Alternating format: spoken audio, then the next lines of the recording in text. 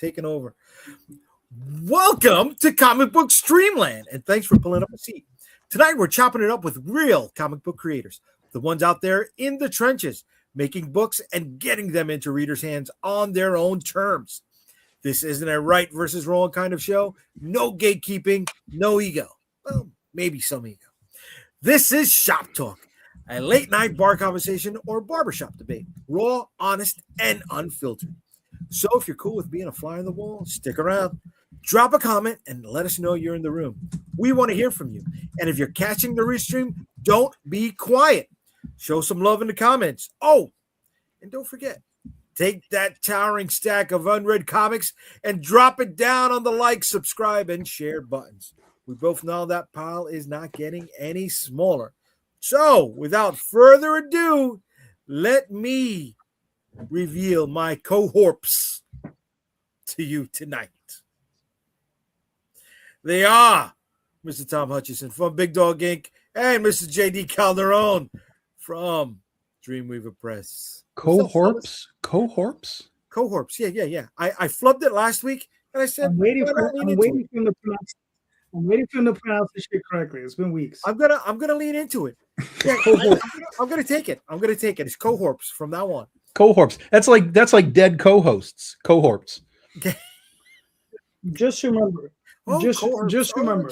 Every time you say cohorts, we may bring up Laser Blast. Oh, come on. Not just cool. remember. Not cool. We're trying to see you invoked it way too early, bro. You invoked it way too early, buddy. There's no way to invoke Laser Blast way too early. Okay, and we're doing it. We're doing it. Apparently, right? I am no longer deficient. Ah, nice. What? Nice. What? Oh, okay. I am no longer deficient. Okay. Toy. There you go. Soundtrack. VHS. Comic book. Listen, Charles Brand, there is no one on this planet that is more prepared to bring Laser Blast back through comic books than me. Right now. Right now. You got more. Well, oh man. Hey Burks, thanks for joining us. I hope you got your package, bud. I sent it out early in the week. If it's not there today, it should be there tomorrow. I didn't go live until mid-sentence. Oh man. Damn, that sucks. Shit. Okay, I'm always doing something wrong. What's up there, Yaravello? How we doing? Okay, all right. So, guys, I guess we had a productive week with the stuff we were watching. Good and bad? No? Yeah? Maybe? I watched a bunch of odds and ends of things. I haven't been to the movie theater for a couple of weeks. There hasn't been anything I want to see, but I've watched stuff on Blu-ray and so on. Okay. Calderon, what did you watch this week?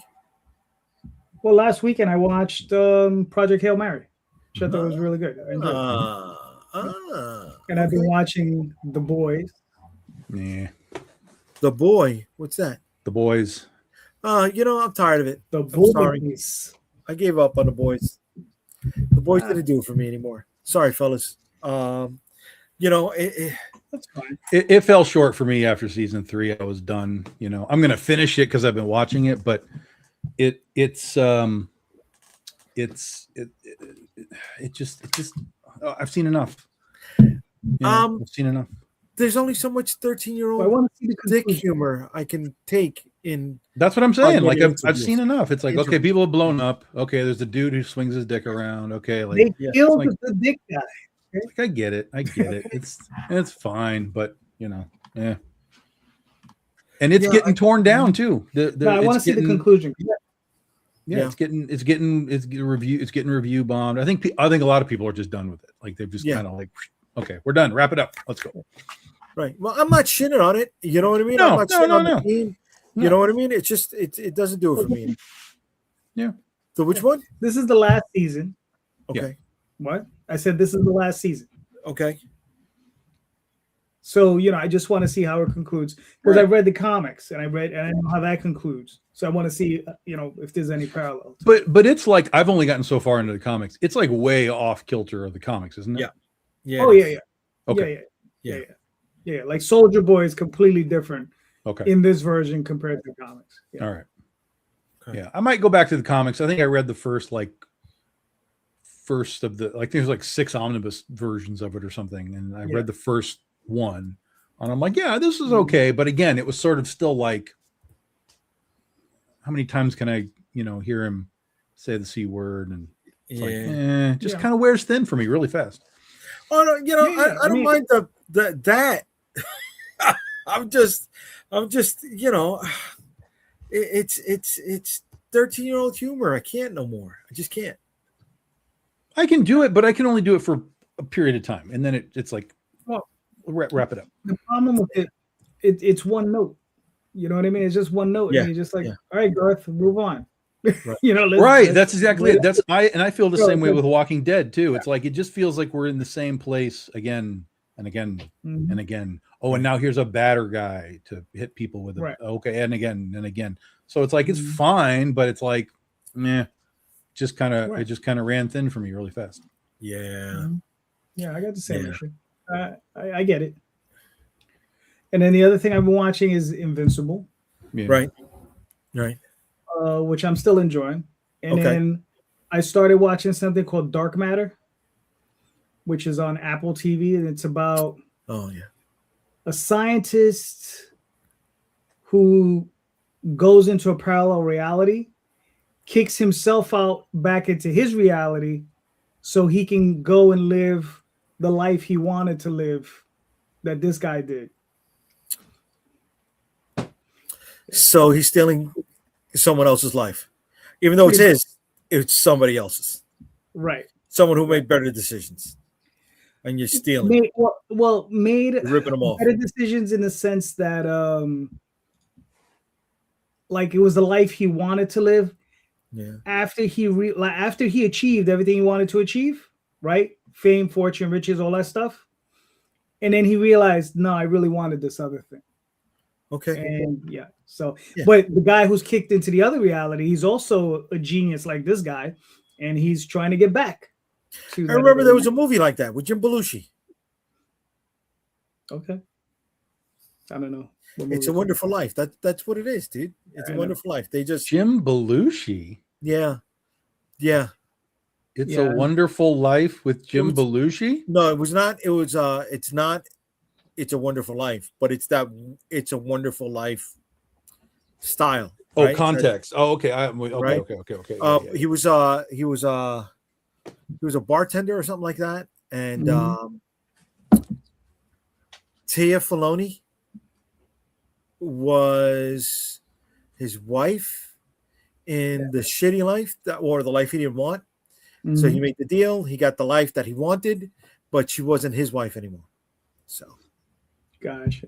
And this one, in the life he wanted, Jennifer Connelly is his wife. And I forgot the other lady. And then in the other one, he doesn't have a wife, but he does have someone he lives with. He's having a relationship with. It's another scientist. Yeah. Right. Seems interesting. I only watched the first episode, so we'll see. Yeah. Oh, there it is. It's James Stewart. Yeah, that's a Wonderful Life. Yeah, that's a Wonderful Life. Yeah. Jimmy Stewart. It's not Steward. Jimmy Stewart. Oh, Ray's in the chat. Happy anniversary, Ray. Calderon, I sent you a message there, bud. I don't know if you see it. Don't give that guy the link. Yeah. Just take out what you got to take out, bud. Don't give that Canadian guy the link. Oh. No, he's celebrating with his wife. I know. He's clearly, obviously, if he's here, they're both probably sitting there with wine, watching us talk shit about Canada. Okay. Clearly very busy with his wife watching us. Yeah. Okay. I thought you were saying about somebody else who was in the stream, who was in the comments. So, All right. Okay. So Dark Matter. All right. Yeah. I was watching something on Netflix called Homicide from Dick Wolf. It's about the streets of New York and the the actual homicides that happened here in the city with the real detectives that investigated the case. It's fucked up. I'm sure. Right? I'm sure. Yeah. Raw. Nothing funny about it, but it's yeah. I'm usually not attracted to stuff like that, typically because I live here. So I'm like, yeah, I get it. I read it in the newspaper at one point, and it's just like, what? It's just like a documentary, Mark. I am.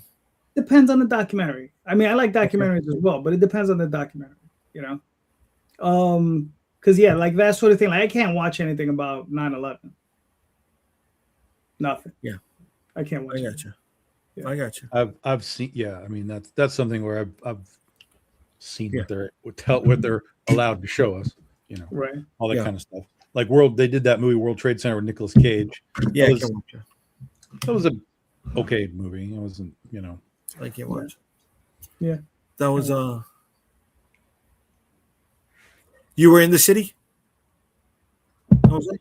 Me? No. I was. You were in California, Tom, right? I was in California. Yes, we were still in California at the time. Yeah. No, I was coming back from work. I was sitting on my couch watching television. Oh, you worked overnight that night?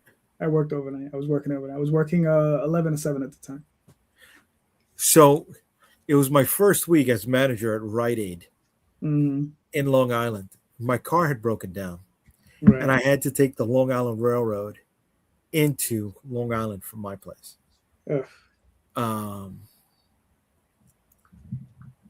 My first week, everything happens. We don't know what the fuck is going on, right? I mean, for me at the moment, I was like, it's Red Dawn. You know what I mean? Yeah. I didn't have any info. I heard we were an attack. They hit the towers. Yeah. My first week, dude, I think it was my second day as a manager at this Rite Aid. I just closed the door, locked it up, said, "Go home, go be with your folks." Yeah.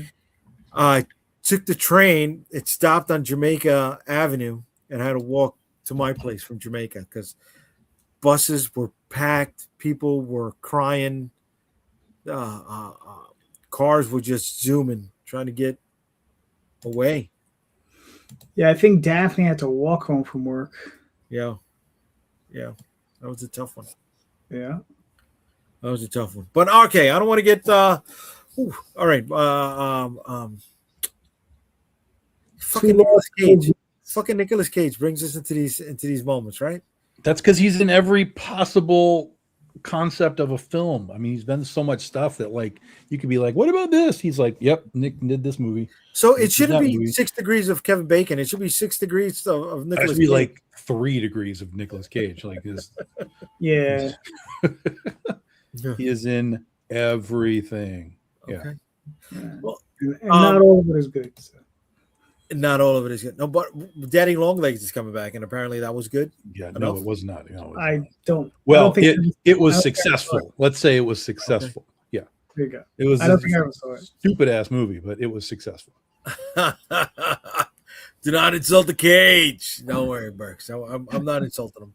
But Raising Arizona as a kid just didn't do it for me. I was perplexed, just like he was in the movie. No. Oh, which was the good one he was in? Leaving Las Vegas? Was that it? Yeah, that's it. He won the Oscar for that, didn't he? Oh, he's nominated at least. Oh yeah. Yeah, Leaving Las Vegas. That's an intense movie. Yeah. Really good. Really good. Basically, Nicolas Cage for me is that and National Treasure. Not much else. Face Off? No, don't care. Really? Don't care. Don't care. Con Air? Don't care. Nope. What? I like that better than Face Off, but I don't care. Yeah. He did one for Vegas. Okay, yeah, that's what I thought. Yeah. Ghost Rider? It's Ghost tolerable, but it's nothing. Movies suck. This is tolerable. The first one's tolerable, but there's nothing good about it. I mean, I remember seeing Idris Elba in the second one for the first time I ever saw Idris Elba, and I asked my friend who took me to go see this piece of shit. I was like, why is there a good actor in this movie? I don't even know what role he was playing. I don't. He was. All I remember is he was the only one acting and emoting in the film. He was the only one who was good in it. Like, and it stood out as such stark contrast to everyone else in the film. Okay, like, I don't remember it much. I remember it's the big construction there's vehicle. Nothing to, there's nothing to remember. All I could advise you is go watch it again. Yeah, don't do that. No, I can't.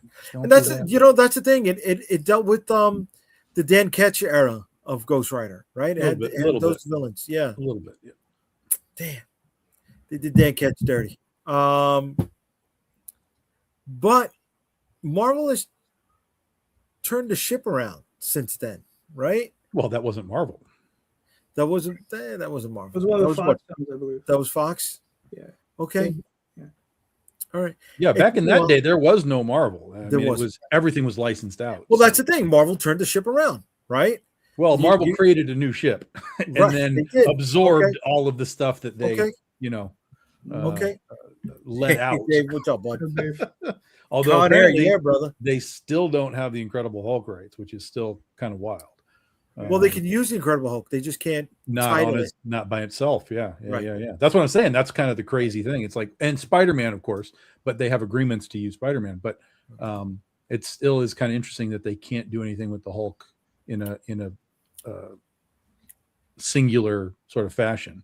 Well, it's funny that they don't mention the Hulk at all in what's coming up, because this past week was CinemaCon, right?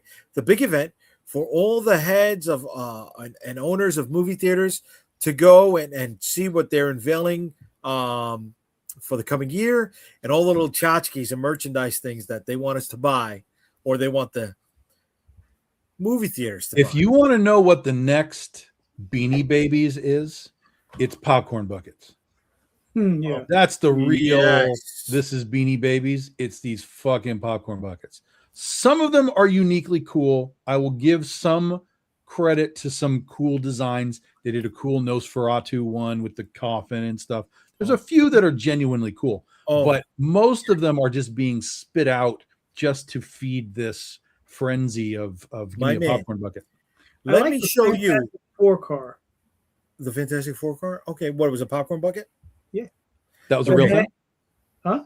That's a real one. Yeah. Let me show you guys this. You got coming from Masters of the Universe, and I want to shout out to Toy Shiz on Instagram for Toy Shiz for recording this. Okay, look at this He-Man sword, life-size replica. Amazing, beautiful. No, it's for drinking your soda. It is for your soda. Look at that. Look at that. Monumentally stupid. 44 ounces, baby. Yeah, I'm all over it. I have to agree with Tom on that one. No and then you way. Suck it out the top of it. Yeah, man. All over. Wow. Look at that. No. I'm with it. Give it to me. Yeah. Give me. Look at that. Yeah. Look at it. I'm locked in for two of them. Yeah. Dude, imagine going to Comic-Con this year. I'm not carrying that shit around at Comic-Con filled with soda. Are you kidding? No. Excuse me. No. Filled with whiskey. So it's sanitary. And they won't stop you. And you think that's a joke. I've had the discussion already. I mean, the real question is what is that plastic made out of? Is that really sanitary? No, there's no chance that it's lined. It looks like cheap shit plastic. Yeah, there's no way it's lined or anything. Dude, come on. We're for fucking Gen X. We've survived drinking from water hoses. I accept it. I accept that. Yeah, I accept that. We got more. I'm trying to limit compromising and complementing diseases. Microplastics. You're just sucking up microplastics. Bro, come on. I literally live in the fucking marshland of Brooklyn. You're not eating it. Bro, I'm with it. Oh, here we go. William says the Mortal Kombat popcorn bucket. There's like four of them. There's like four Mortal Kombat. Oh, but the Masters of the Universe popcorn bucket is fucking awesome. They turned Castle Grayskull into a 4-tier tower. that you sit the popcorn bucket in the middle of, right? No one needs this. The crap. fucking candy and M&Ms go through the top, come out in the fucking mouth. The towers are sodas and all this other shit. I'm with it. No. Enjoy Absolutely that. Not.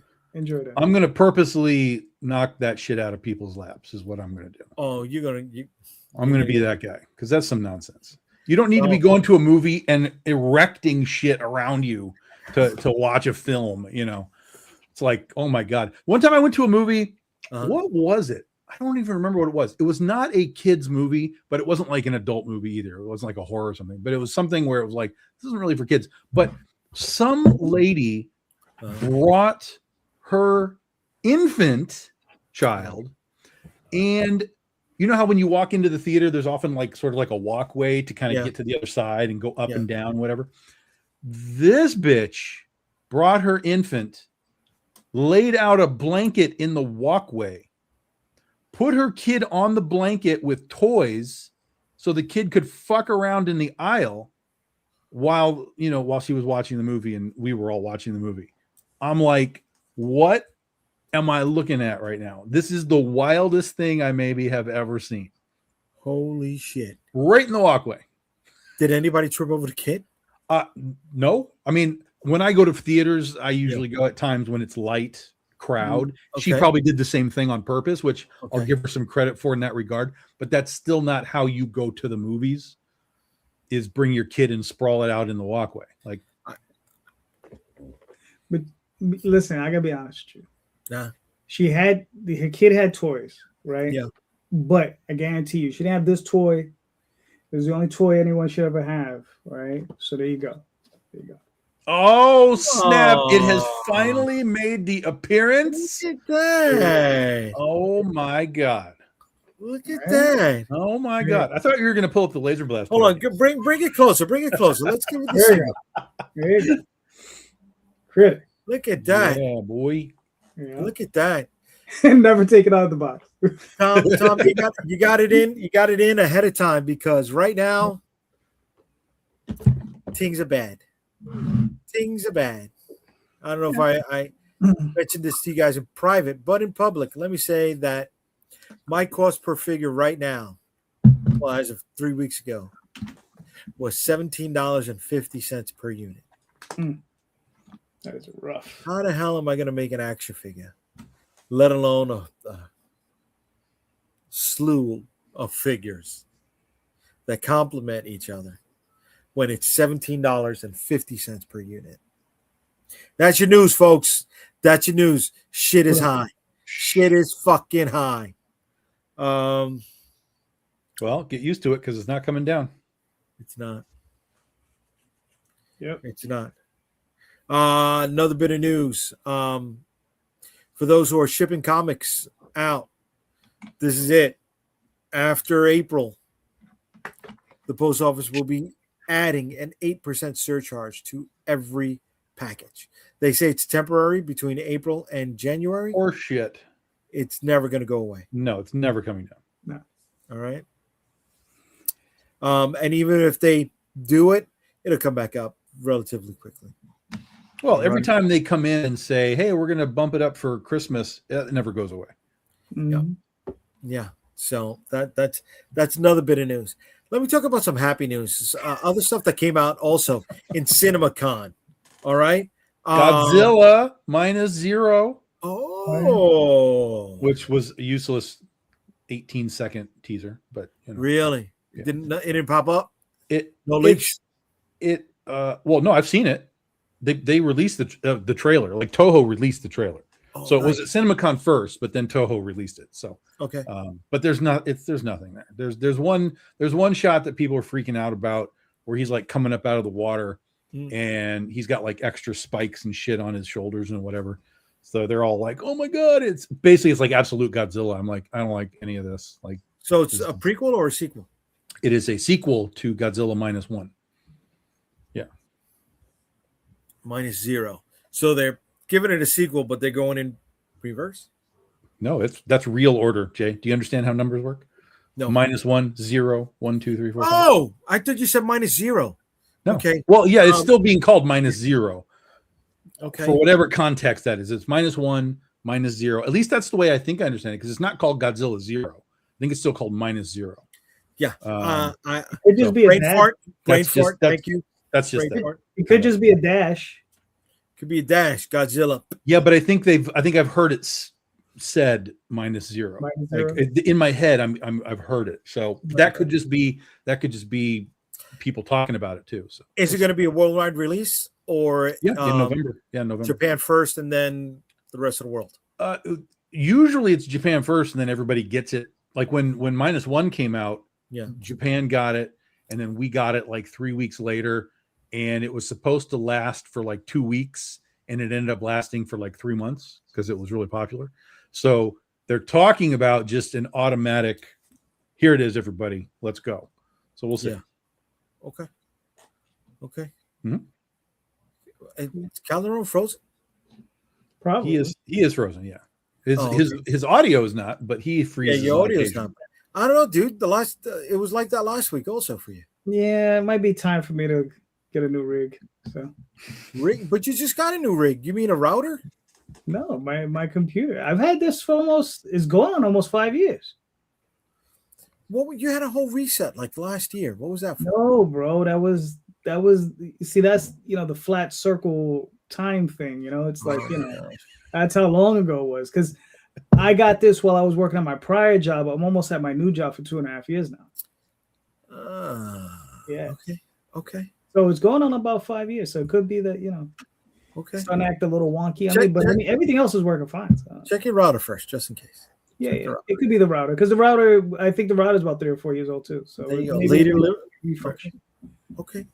Lady Liberty is about to get kaiju. Oh, so Godzilla's coming here? Yeah, in New Minus- York. Yeah. Oh. There's a shot where he walks by the Statue of Liberty. Yeah. Mhm. With the extra spikes. That's why he needs it. Nope, no extra spikes in that scene. That's part of the thing that people are talking about, is in that scene he's got no spikes, and then in the big underwater reveal scene he's all juiced up. So. Oh, but that's how he travels. He needs the extra spikes to get through. Because there's no direct waterway from Japan to New York, right? It's called the ocean. Yeah. No, dude. He's got to go either through the Panama Canal, which wasn't built yet. Not right? at that time. No, not for that movie. No. He's got to go. He's got to go all the way around. He can go Right. around.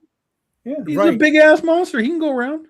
Yeah. He's got to go all the way around down by the fucking. Yeah, but he's not like sailing. He's not on a clipper ship and like, where's the wind? He's just fucking swimming, and he's a fucking giant monster.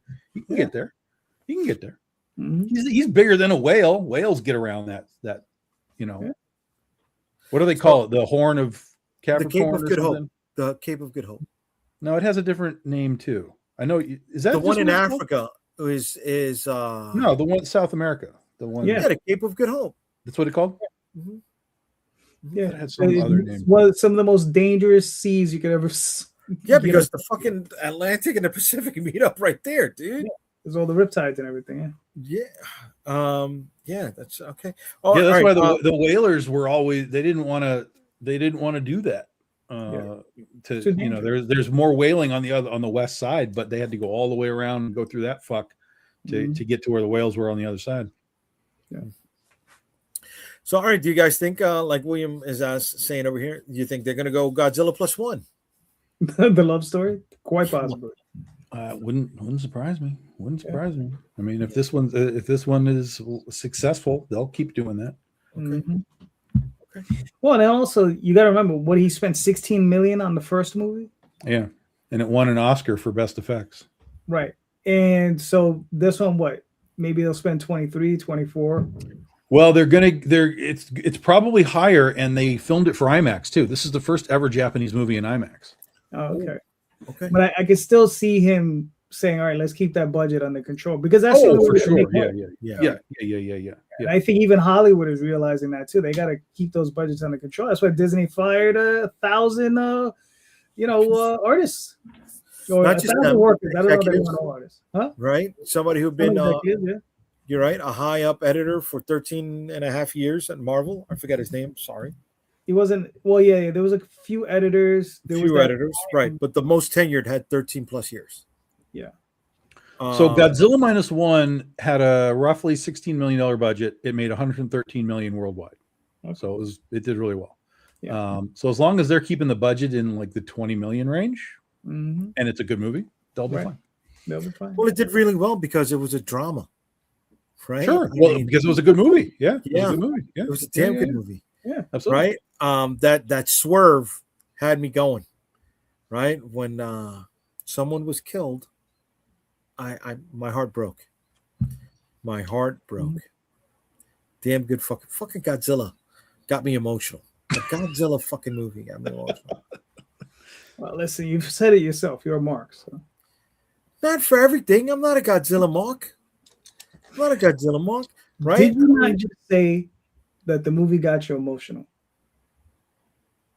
No, Gotcha is a movie with Linda Fiorentino and you said Anthony Godzilla Edwards. Minus One got you emotional. Oh, got me, not Gotcha. Yeah, got me. That was Gotcha was a movie. Yeah, I know it was a movie. I like that movie. We're not talking about that movie right now. We're talking about the movie that made you emotional and it has made you a mark. I didn't know what the DDR was until the fucking Gotcha movie. Even Shin Godzilla that came over very briefly, it made 82 million in 2016. It probably had a very low budget as well. So these things do well when they come over here. I mean, it's like you can't get away from it. I mean, even the legendary things are making $400 and $500 million.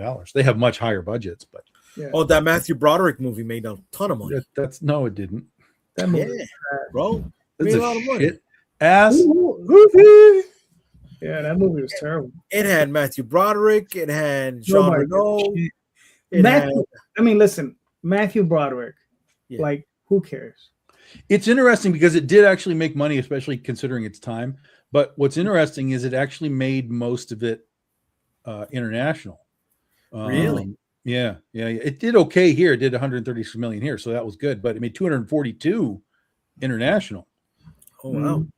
So it doubled up. They made a sequel. Interesting. They could have shown us what happened to the eggs, right? Well, but there's I don't know what the budget was. So you have to take that into consideration back in the day. Did I show you Critter? Did I show you Critter? You showed it's also a situation where it was so universally poorly, reviewed and received.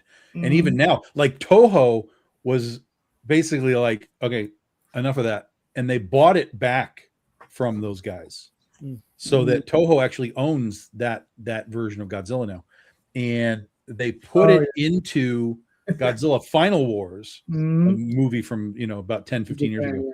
And basically it was Godzilla versus Tuna Head in Australia.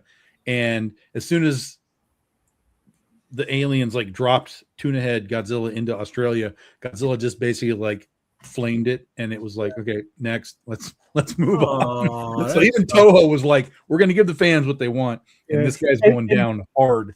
And what's funny is all of the other monsters were like kind of normalish, like I guess Rubber Sooty. Yeah, that was the only one that was CG shitty. Really? Oh, it was really funny. Yeah, really that was funny. What was it called? Godzilla Final Wars. Final Wars. Yeah, I want to see it.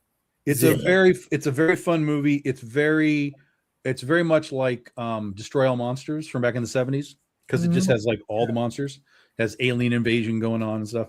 There's some wonkiness, there's some Matrix things going on in that movie, which I don't love, but it's a fun goof off movie. Yeah. The chat is playing around with the name. They love it. -1, right? 0 degrees probably.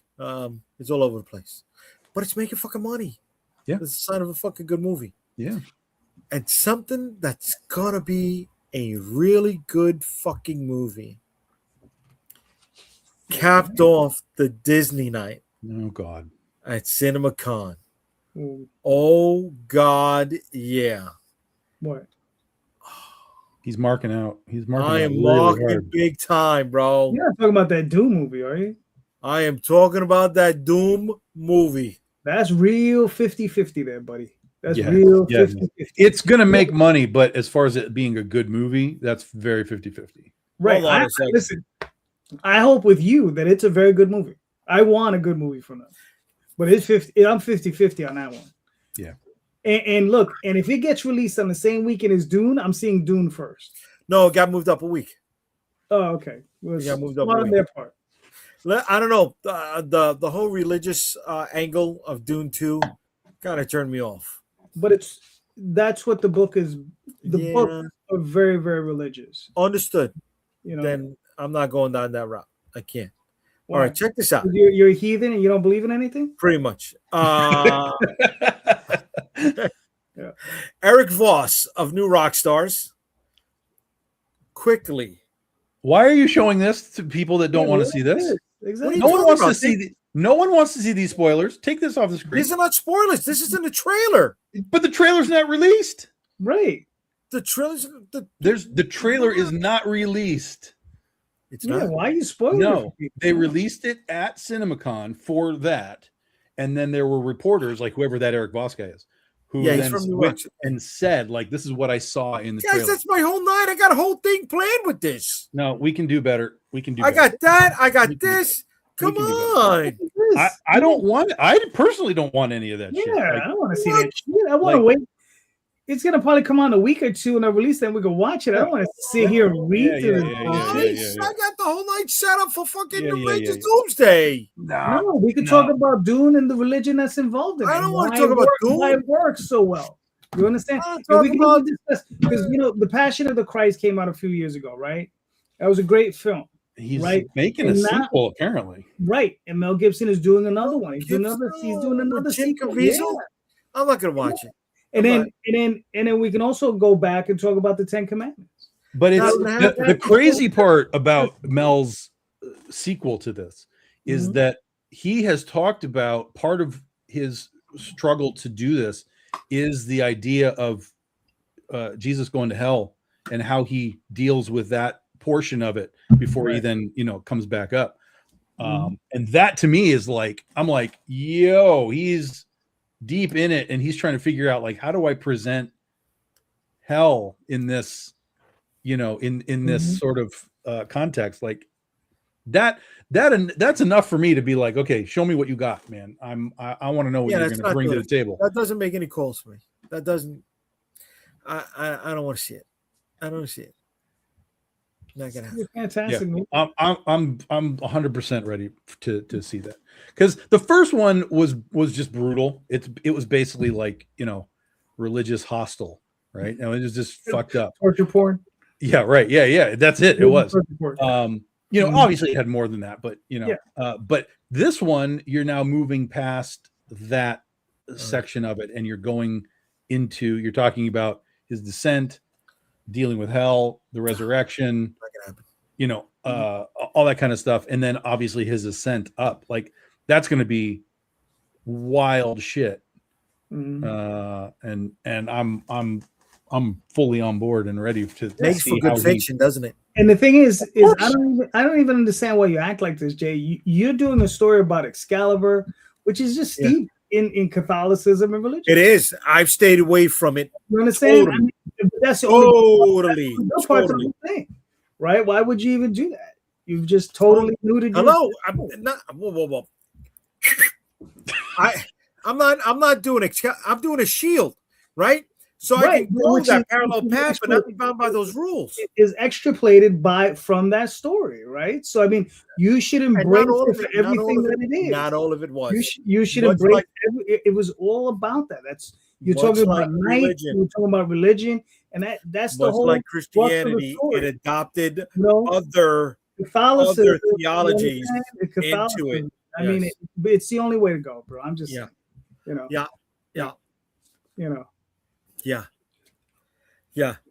Careful. Your house is sanctified today. All right, buddy? I don't know what you're talking about. Okay. Yeah. So let me ask you guys this, because I've been watching a lot of stuff lately. Like at lunchtime, I'll watch a movie or whatever at nighttime. And I've gone back into like some of the X-Men stuff. I mean, I've enjoyed them over the years anyway, but I've been watching them again, trying to get into the superhero world again. My brain as far as writing. The movies or the cartoons? I'm sorry. The movies. Okay. Both sets, the originals and then like the new, what do they call it? New the young first class stuff. Yeah. So I just watched the other day. I watched X-Men 2, and I was like, yeah, this is still pretty good. And then I jumped for whatever reason to X-Men Apocalypse. And as I was watching Apocalypse, I kind of remembered like being down on it for like when it first came out. And I know I've seen it a couple of times, but I was watching it this time. I was like, this is not as bad as I think we think it is. There's a lot going on. There's too many characters. Not everybody gets spotlights very well, for sure. 100%. There's definitely the idea of like Storm being an Apocalypse, partner. Like, it's not the comics. There's weird oddities to it, but I think if you were to look at it just within the realm of the first class films, which kind of do whatever they want to do anyway, I actually enjoyed it this time through. I was like, this is not a bad movie. Tell me what you guys' thoughts are on Apocalypse. And I know you probably haven't seen it in a long time. I haven't. Yeah, either of you. It's been a minute. But I mean, I was always kind of like, like it was okay. Yeah. You know what I mean? That's kind of how I felt. Yeah. Of the later movies, the one I enjoyed the most was Future Past. Yeah, that was I agree. my favorite. Yes. Yeah. Because them just murdering Colossus at every turn, like one more brutal than the other, was just hilarious. I was just like, yo, like Colossus got done dirty every time. So, the through line was the love triangle between Mystique, Charles, and at first Beast, and then Magneto, right? Or the pseudo love triangle. And that didn't appeal to me at all. It didn't. That was just one. But I don't think that there was I don't think there was love. There was a love triangle like you think it is. I think you're seeing that because Mystique in the first film, Mystique went with him, but it wasn't because they were digging each other. It was just, we're on the same wavelength. Because then in the second film, she tried to kill him. She felt betrayed by him. And then the third one, is all kinds of different things. He becomes a Apocalypse, one of the four horsemen guys. And so they have to stop him because Apocalypse has shown him the power that he has over the entire world. And he's going to basically take the world apart. So there's really not, to me, any sort of romantic anything between her and Magneto. To me, I've never recognized that at all. I think you're imparting that somewhere. Okay, so then go the other way. The love triangle between Nicholas Hoult, her Beast, Mystique, and that's Professor X. Well, that was Beast, there as well. Well, I think Beast had a thing for her, definitely. Okay, here we go. But him having a thing for her, like Charles has no romantic love for Mystique. None. Zero. Right. It was his sister. The Beast and Mystique thing, they matched on similar problematic elements of their visuals. They trauma bonded. Yeah, they trauma bonded. Yeah, 100%. Beast definitely dug on her more than she dug on him. Yeah, without question. But again, I'm still not seeing like a lot of hard romantic through lines through any of those movies. Well, here's Daphne sums it up. It wasn't a love triangle; it was a loyalty triangle. That's good. I like that. That's more. I think that's more in line. Yeah. They but were like the centerpieces of the movies. Part of what I really like, and this kind of surprised me because in First Class, Eric Lenscher, Magneto, what a fucking beginning to that film with the Auschwitz bit, and they're taking his parents away, and holy shit, that's an intense. No, that wasn't First Class. That's First Class. No, that was the first movie. No, that's First Class.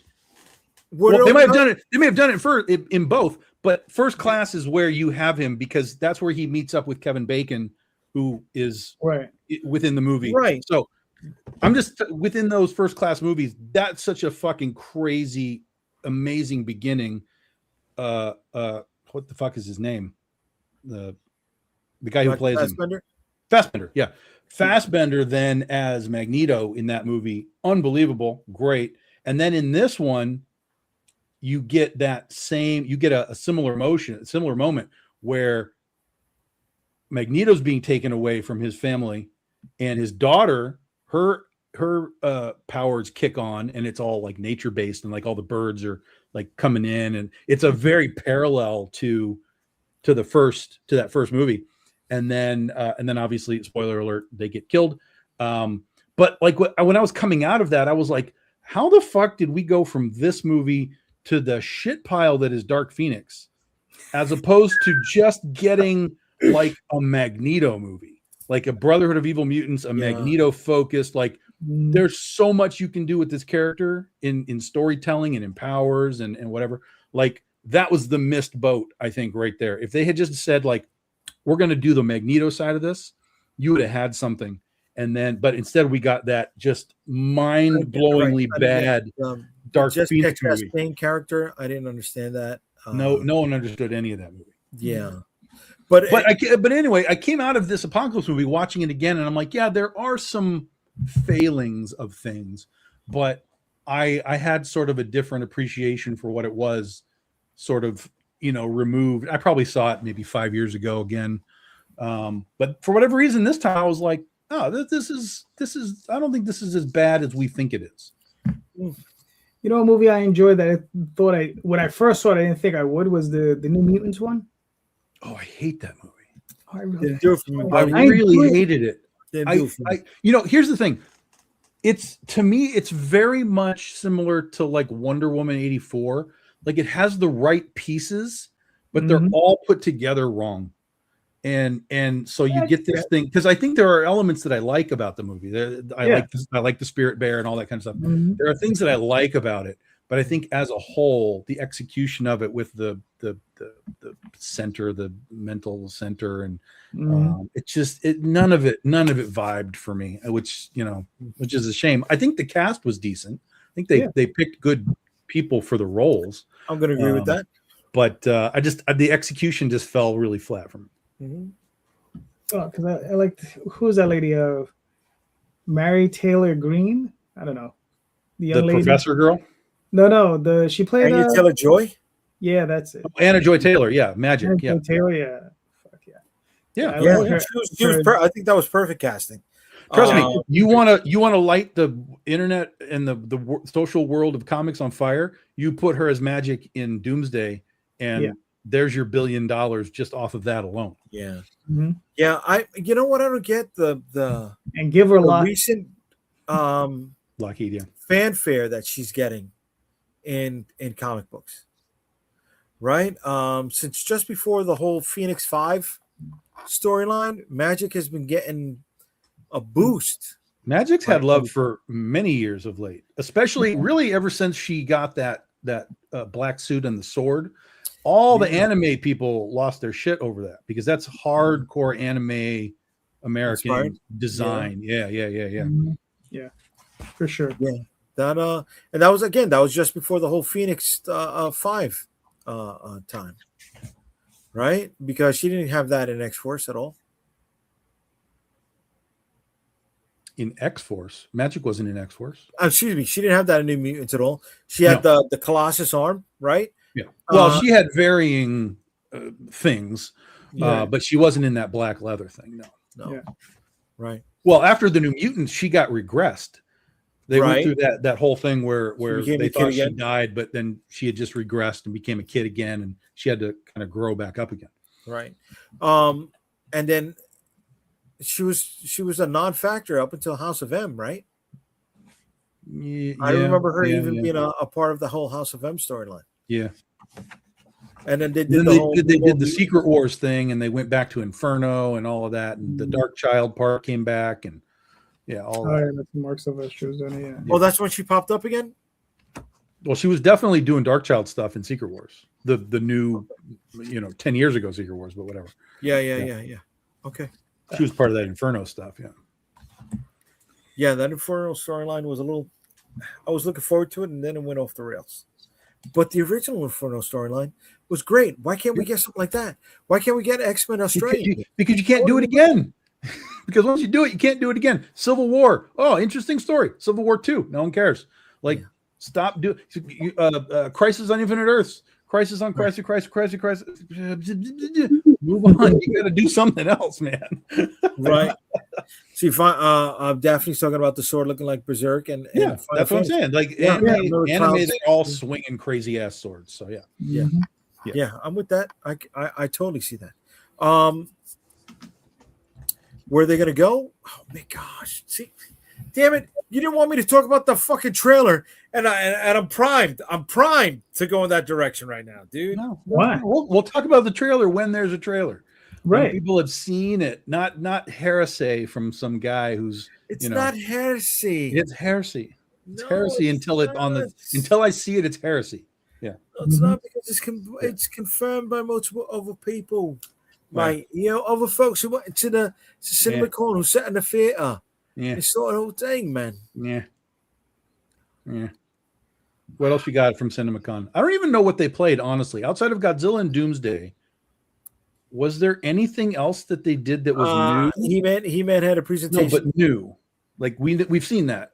Was there anything that we haven't seen? No, because there was also a presentation from. They played.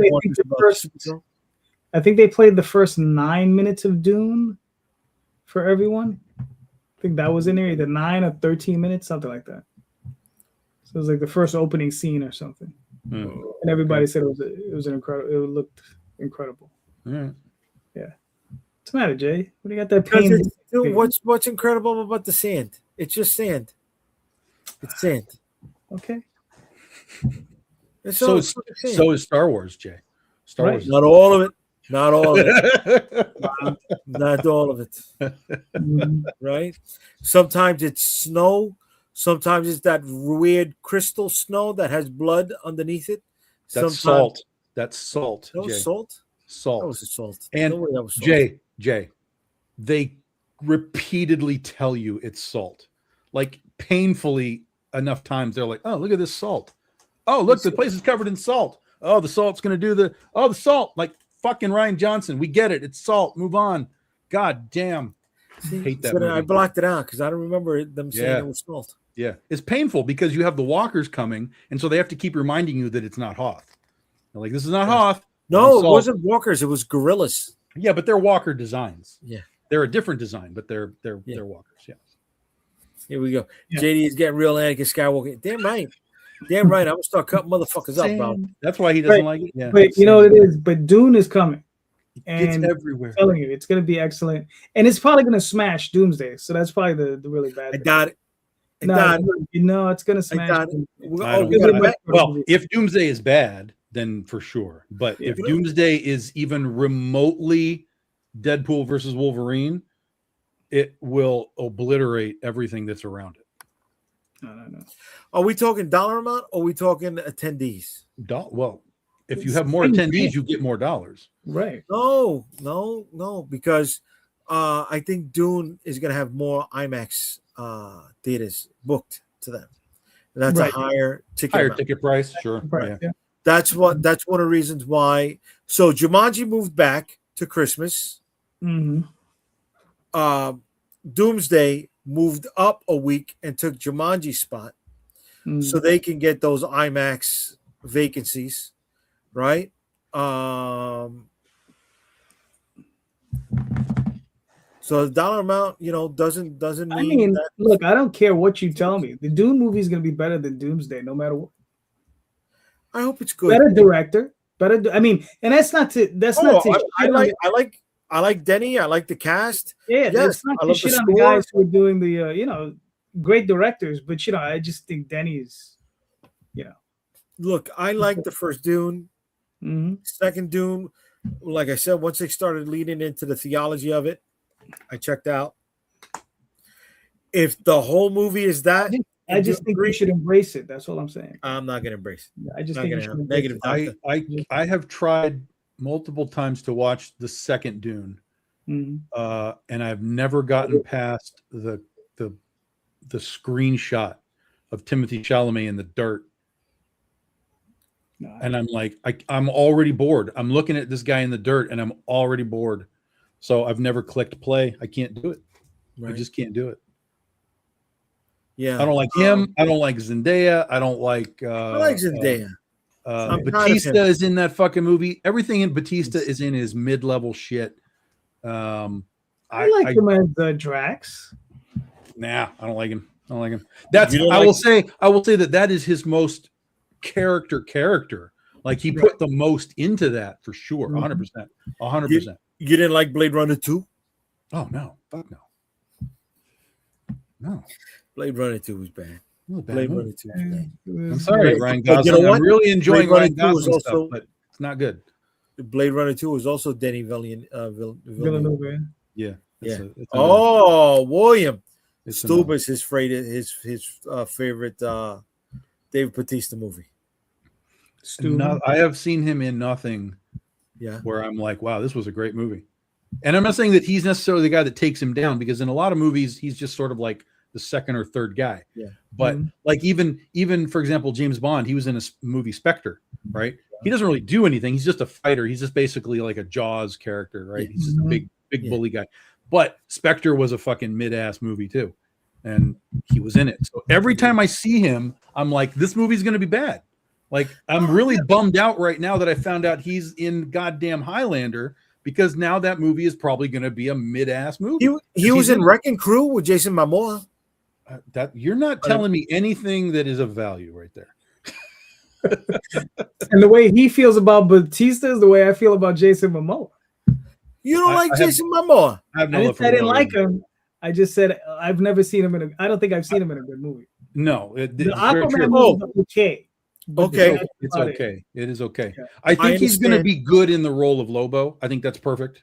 Like there's no better place for him to be. Like that's perfect. Not necessarily going to elevate the movie, but he's perfect in that role. But anything else he's done, I'm the same way. I'm like, this is not anything. So, oh my God, I read Daphne's comment that I wanted to go. It was okay. Oh, excuse me. The way you guys feel about Batista and who was it that you said? Momoa. Jai Courtney. Who? If Jai Courtney, exactly. Yeah, but he's not like a star. He's not like a name where he's, you know what I mean? He was pushed hard for a minute. He was pushed, but he was never a guy. Who was that? Jai Courtney. He was one of the dudes in Spartacus, like Spartacus's friend. He was in one of the Terminator movies. He was in this recent movie, War Machine. He was the dude's brother. He was Bruce Willis's son in one of the Die Hard movies. That's way deep. That's a deep cut. Yeah. But, all right. I mean, I can't necessarily disagree, but I don't get turned off when I hear Jai Courtney's in something. Like, I'm literally like, when I hear Dave Bautista is in a movie, I'm like, that's a bad movie already. I feel that way when Jai Courtney's in it. Yes, but when he did Suicide Squad, oddly enough, he was the highlight for me for both movies. Who was he in that? He was Boomerang, Captain Boomerang. Yeah. Oh, I would not have even figured out that was him. He was sneaking beers in between the. I had no idea that was him. Wow. Okay. And another one is Sam Worthington. Yeah, he doesn't do anything for me either. Who's Sam Worthington? Clash of the Titans, Clash of the Titans. He was in a Terminator movie. He was in the Terminator movie. Yes. He's in the Avatar movies. Oh, he's that guy. He's the Avatar guy. He's the Avatar guy. Yeah, you know, good thing he attached himself to those movies and gets paid big bucks. You know what I'm saying? Listen. Speaking of attaching themselves to a movie, I'm going to go back to Doomsday for a second. Mm-hmm. Okay? Mm-hmm. The clip is out there of the Russo brothers, Feige, Robert Downey Jr., and Chris Evans on the stage. Right. Before they showed off the trailer. Right. And Chris Evans made sure when he was on the microphone to say, I always said, if it wasn't good, I was never going to come back to Captain America. Sure. I don't recall that. I remember him saying he was done with Captain America.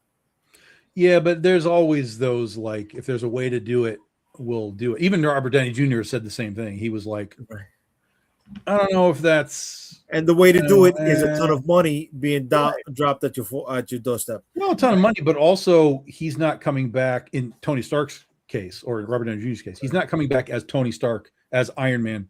So he's coming back in a different situation. It's a different. So for him as an actor, he's like, I'm not just stepping back into the role. We're not necessarily cheating the fans and saying, oh no, I'm alive. I'm just here. I am. They're using the multiverse context to do something different with him. So, you know, I'm at this stage, I'm okay with it. I don't love it, but I'm okay with it until I see what it is, and then I'll make a final determination if I really like it or not. But Robert Downey Jr. has also been more successful in his post Avengers career than Chris Evans has. I don't think so. I think they both have failed. Outside of Oppenheimer, right? Outside of Oppenheimer, Robert Downey Jr. has not done much of anything that has clicked at all. He has produced a lot of stuff. Oh, he's produced, but I'm talking about him in a role. Right. So let me reframe what I'm bringing up here. Sure. Right. He has been more financially successful post Avengers than Chris Evans has. If Chris Evans in a producer role, then sure, yeah. Absolutely. Yeah, Chris Evans' movies have not been. I think the most prominent of them was the first Knives Out movie. Yep. After that, yeah, nothing much, and he invested in a dog food brand that went nowhere. To which he always jokes about. He was like, "I should have taken the other investment points that everybody else did. I should have invested in dog." Had been making a whiskey and a thing like everybody else, yeah. Right. I mean, even Mark Ruffalo has had a number of maxi series or mini series on streaming services. Well, Mark Ruffalo's been in good indie films, like good films. Like he's been in like solid acting. Yeah. Yeah. But I mean, what was the show that he was on recently, where he was the FBI cop? She-Hulk? No. It was on HBO Max recently. It went 8 episodes. I don't know. So, anyways, all right. Let me go back into the chat over here for a moment. All right. Daphne says, "What do you think Dune is about? Theology is the point." I didn't know theology was the point, Daphne. I didn't read the books, my dear. I didn't. Right? I thought it was rebellion on a big sand planet, and there was going to be war. Listen. Okay, the books. Something happened today that blew my mind. I'm hoping I can get this right. I was at the Goodwill looking through their DVDs to see if anything was interesting there. And right next to the DVDs is their book rack. And there was a couple people were talking about books, and one guy was like, "Hey, you should get a book to read or something, blah, blah, blah." And the guy's reaction was, the problem with books is you don't know what's inside them until you read them. Mm-hmm. That's the point. I was like, what the fuck hillbilly shit response is that? Mm-hmm. Yeah. And has he never heard of Google? I just took me a moment to realize where you're at in the Midwest. You're more inclined to hear that than I would. Yeah, I got you. Yeah. I got you. Am I crazy, or is that an insane thought process? That's what I had to stop for a second and think about what I just heard. Like, that's what happens when you take money out of the education system. We breed dummies. We got dummies. All right, come back to Daphne. That's a level. That's not dummy though. That's that's a level beyond, because you can read books and be dumb. This is a level of like ignorance. Yeah. Yes. Okay. Yes. 100%. Sure. But unfortunately, that ignorance is saturated around the country. Yeah. Right. Yeah. I know it sounded like a joke when I said that's what happens when you take money out of the education system, but technically that's what happens when you take money out. No, I'm not disagreeing with that statement in the slightest. Yeah. We got dummies, and we're not taught history. You repeat history, right?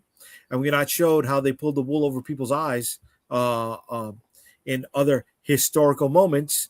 Then you're not going to see the writing on the wall when it's coming down the pipe, right? Yeah, you need a trailer nowadays, right? Everything needs a trailer. It's like that's the only way you can learn your history is like through the History Channel and those guys going, oh, in the age of the Egyptians, this is the thing. Like, right. Oh, I know what that show's about now, so I'll watch it.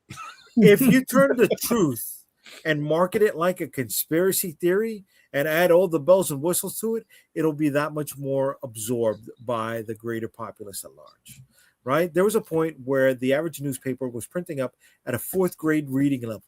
They don't do that anymore. They don't.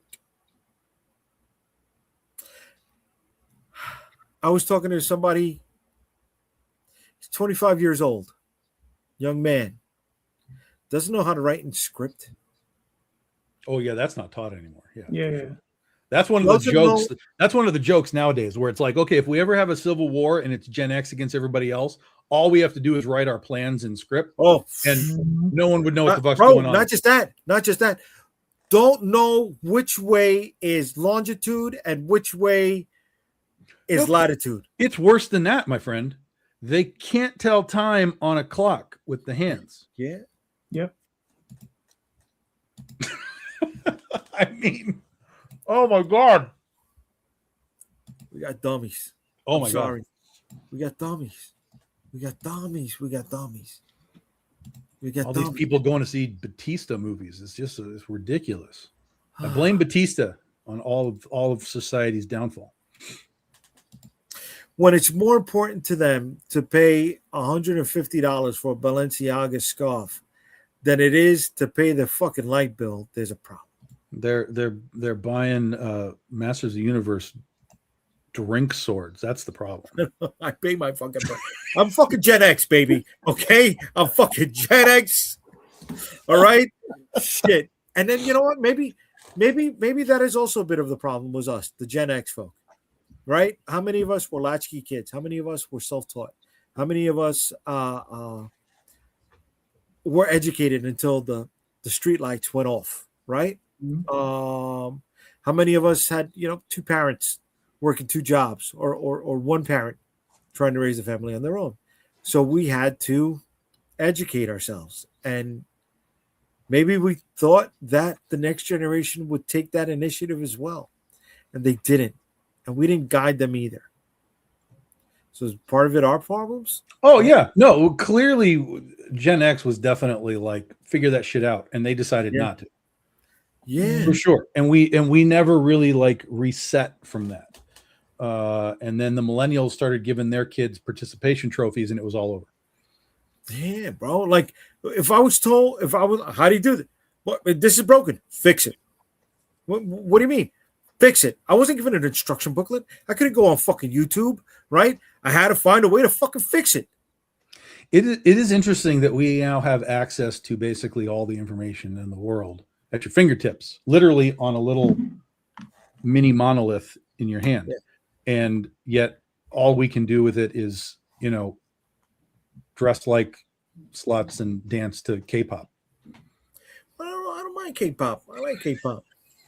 Every once in a while, I dance like a slut. You know what I'm saying? I gotta keep the lights on over here.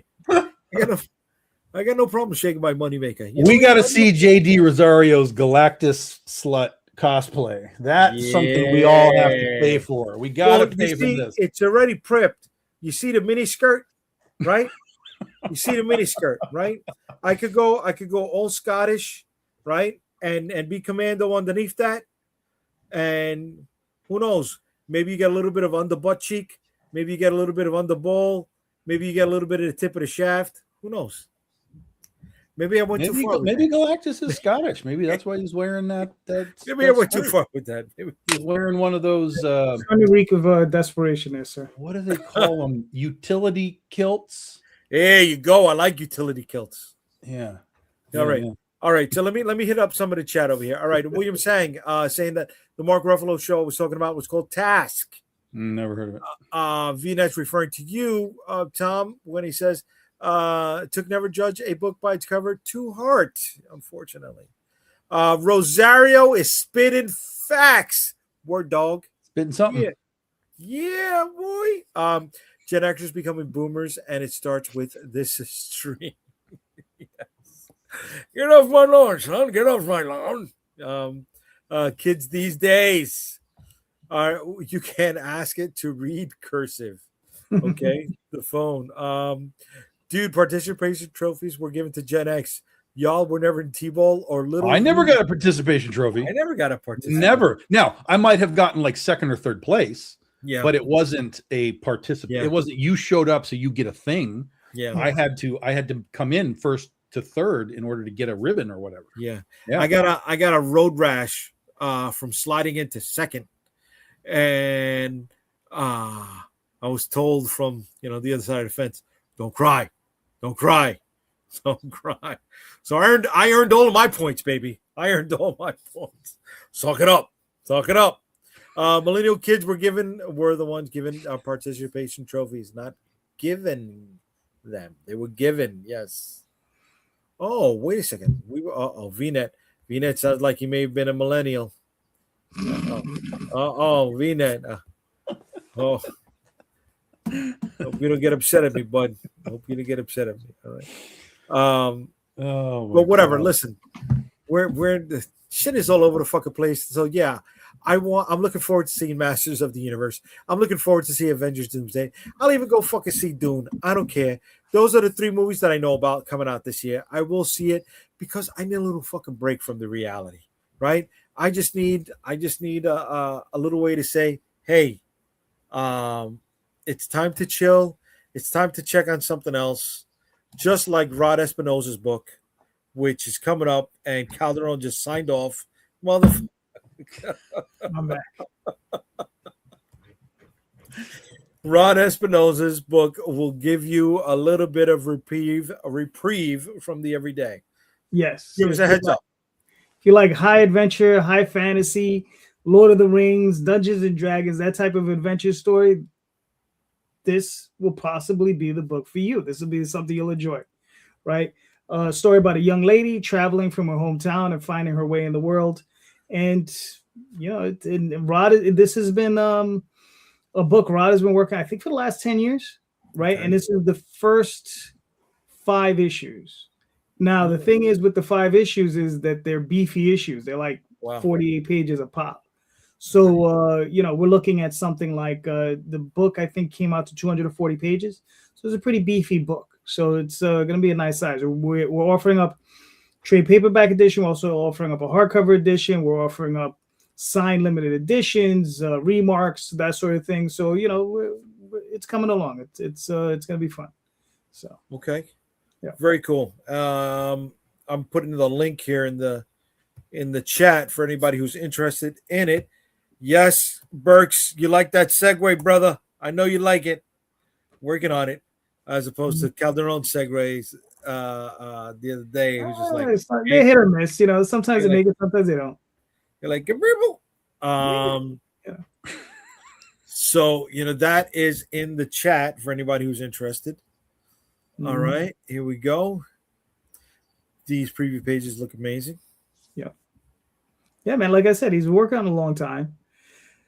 Some of this stuff came out through Antarctic Press, but this is the first time it's being collected and it's extended. So he's like, like any crazy creator, you're never satisfied or finished with your work. So he just adds more to the story as he continues. So he goes back and he like plays with it and like, redraws scenes and adds additional scenes. And so this has all of that in there. Okay. So this will hopefully be the definitive edition of the book. So. All right. Oh, I was looking for the pictures of everybody who worked on the book, but I guess it's all Rod. It's all Rod. Yeah, he did everything. Yeah. Okay. Yeah.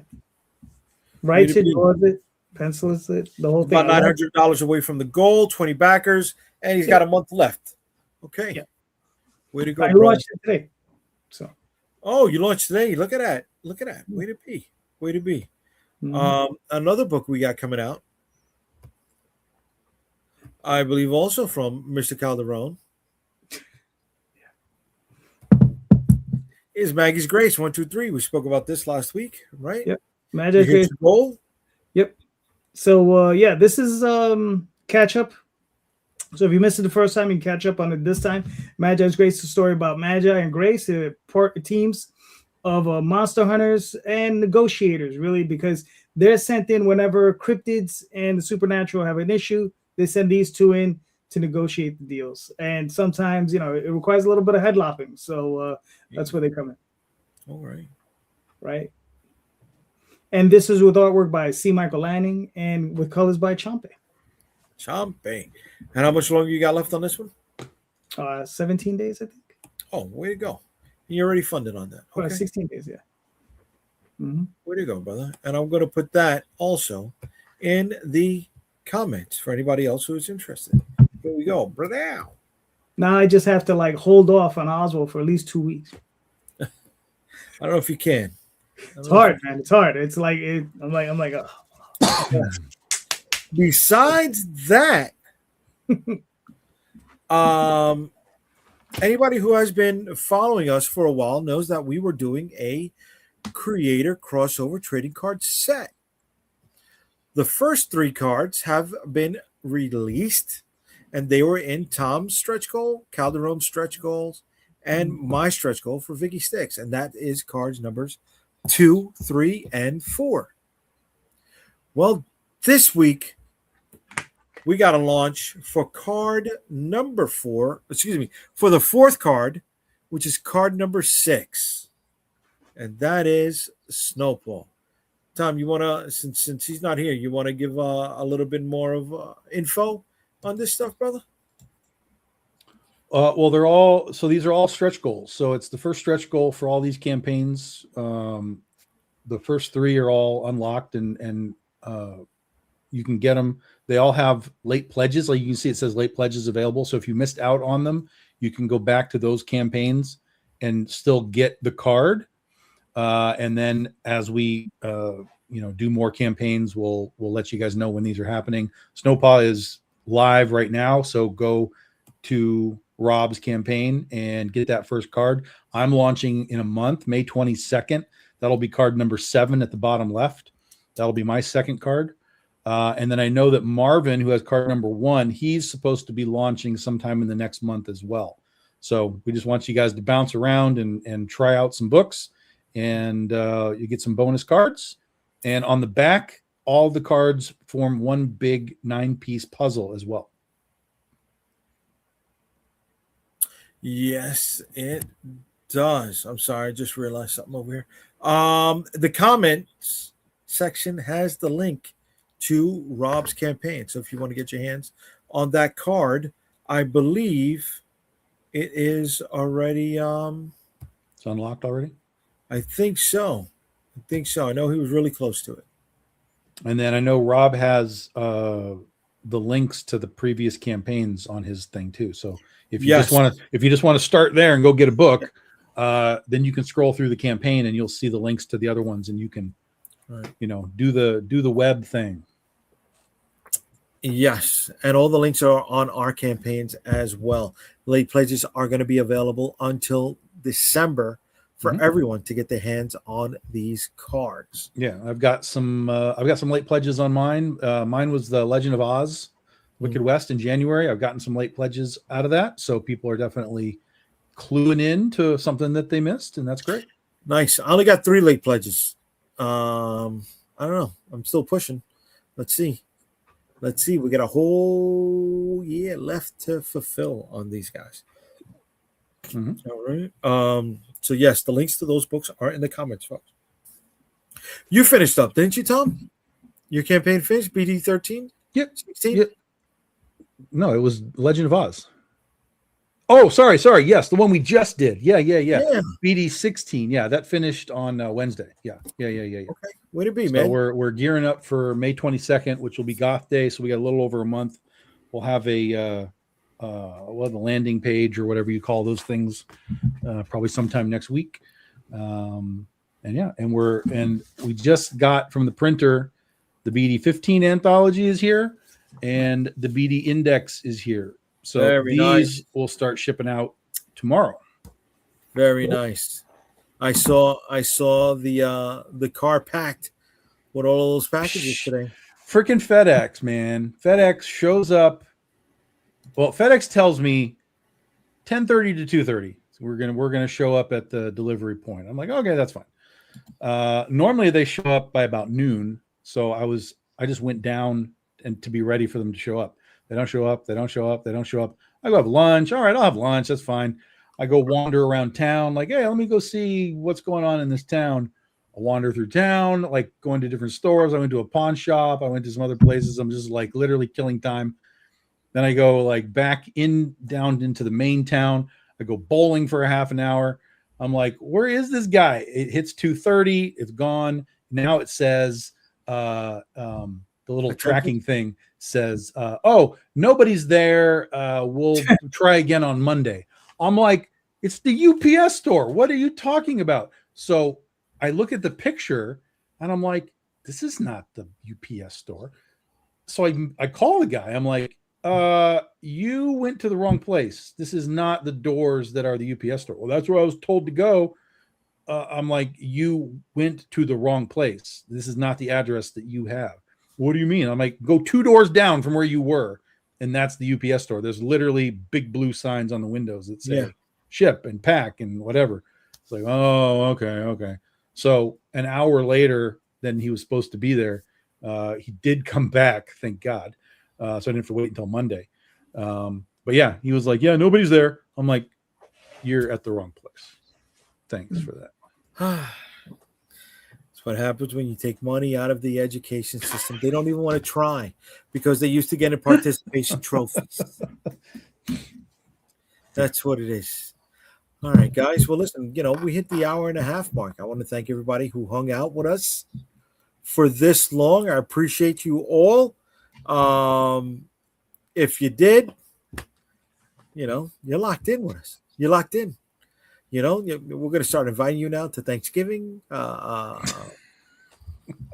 the major holidays. So get ready to see those invitations. All right. If not, if you can't make it, we'll probably stream for those events. So, you can be with us at the same time. But no, thanks for giving us your time. It means a lot, and thank you for supporting our books. All right. Calderon, you want to let them know where they can find you, brother? Where to even begin? Okay. Instagram, Twitter, DeviantArt, Facebook, all those different places. Sunday night, I'll be back with Tom and Jay on my show. And then, and of course, Kickstarter. So check out Magi's Grace 1, 2, 3. Check out Adventure Finders, Rod Espinosa's Adventure Finders. So go check those out. A lot of fun, folks. A lot of fun. And those links are in the comments. Tom, where can they find you, brother? Facebook is where I do my thing. And BigDogInc.com is where you can get your books. And again, we just got these in. So these are both going out starting tomorrow.